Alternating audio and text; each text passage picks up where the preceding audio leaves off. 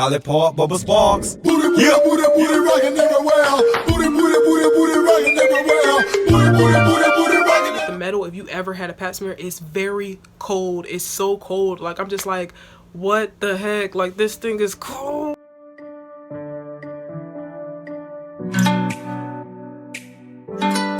Hey, I'm just being a walk in the I'm really about that seat. Hey, I'm gonna be like,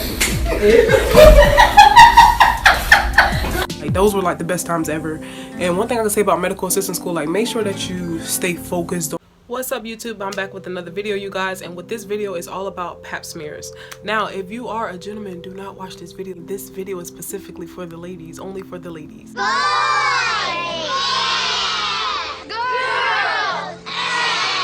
So ladies, as far as for a Pap smear, I figured I would do this video because, one, if you're working as an OBGYN medical assistant, this is definitely one of the items that you'll be procedures you'll be assisting with. And on top of that, as females, you should definitely know what a Pap smear is. So let's get right into it. So as far as for what is the medical assistant job, as far as for a Pap smear, what you're pretty much going to be doing, you're going to basically bring the patient into the room, make sure that they are nice and relaxed and calm. You want to make sure you already have it set out as far as for having a cotton swab on the napkin or whatever you have set up on the table. You want to have a cotton swab just in case if the nurse or practitioner may need it, or physician. You also want to have lubricant gel, because the lubricant gel is what's going to go on top of the speculum. You also want to have the speculum out. You want to make sure that you have what else? You want to have the lights positioned just in case that they may need you to position it or whatnot. You also want to make sure that the patient is covered up as far as for having everything open, so they're gonna basically be covered all the way up from waist down.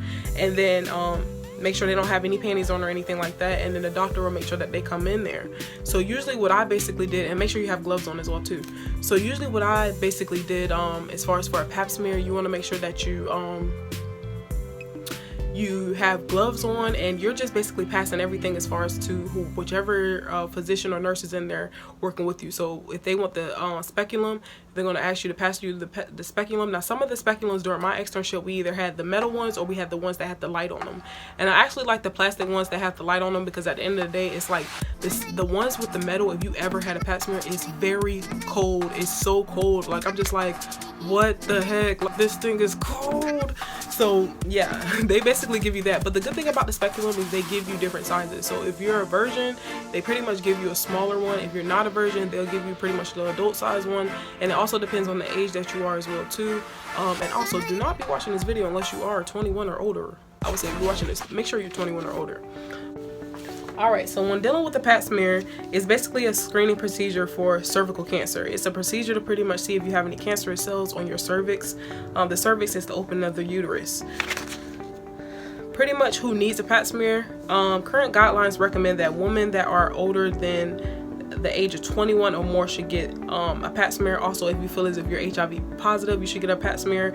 Or if you feel like you have a weakened immune system, you should probably go get a Pap smear as well too, just to get things checked out. If you're over 30 and have not had any abnormal Pap smears, just make sure that you have your doctor check you out as within the next 5 years or so, you know, just to keep those yearly female checkups. I think that's definitely good.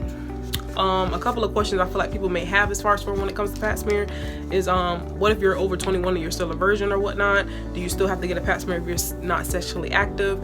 You definitely should still get a Pap smear, because at the end of the day, you want to make sure that you're still keeping up as far as for knowing what's going on with your body.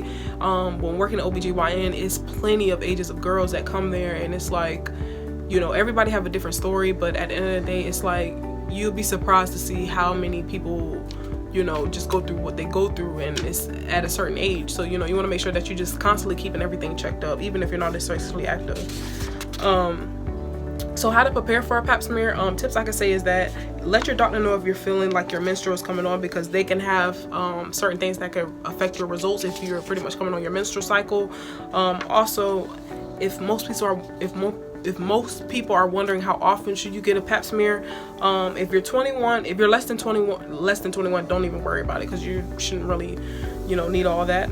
If you're 21, between 21 to 29, every 3 years. If you're between 60 to 65, every 3 years, or HPV test every 5 years. And 65 or older, you no longer need the Pap smear.